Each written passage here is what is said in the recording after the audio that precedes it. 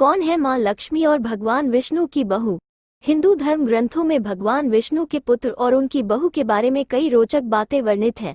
भगवान विष्णु और माँ लक्ष्मी के बेटे कौन है, उनकी बहू और कैसे हुआ था इनका विवाह? पौराणिक कथा के अनुसार भगवान विष्णु और माँ लक्ष्मी के बेटे का नाम एकवीर है।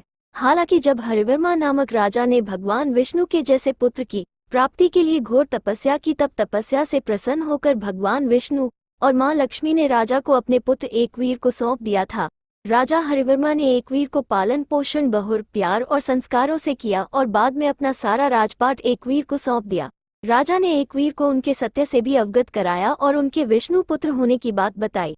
हरिवर्मा की मृत्यु के बाद एकवीर ने राजपाट संभाला। एकवीर न सिर्फ राजा होने का कर्तव्य निभा रहे थे, बल्कि भगवान विष्णु और माँ लक्ष्मी की पूजा में मग्न रहने लगे थे। एक दिन एकवीर भ्रमण पर निकले और जंगल जा पहुंचे। वहां उनकी भेंट एक राजकन्या से हुई। वो कन्या राजा रैभ्य की पुत्री यशोमती थी। यशोमती नदी किनारे बैठकर रो रही थी।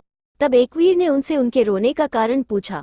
यशोमती ने एकवीर को बताया कि उनकी एक बहन है, एकावली, जिसका एक राक्षस ने हरण कर लिया और उस दैत्य ने एकावली को कारागार में बंदी बना लिया है। एकवीर ने यशोमती को दिलासा दिया और उन्हें विश्वास दिलाया कि वो उनकी बहन एकावली को सुरक्षित उनके राज्य लौटा लाएंगे। हुआ भी ऐसा ही है।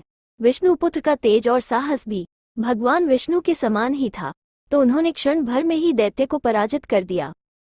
एकावली और एकवीर साथ में राजा रैभ्य के पास पहुंचे।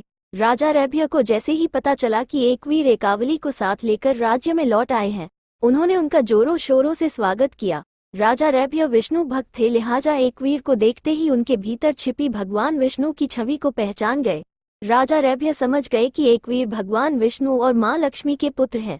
राजा रैभ्य ने एकवीर के समक्ष एकावली से विवाह का प्रस्ताव रखा, जिसके बाद एकवीर को एकावली का विवाह हो गया।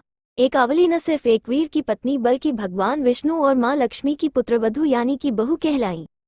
अगर आपको हमारी आज की वीडियो पसंद आए तो प्लीज़ इसे लाइक शेयर सब्सक्राइब करना न भूलें हमारे चैनल आस्था दर्पण को।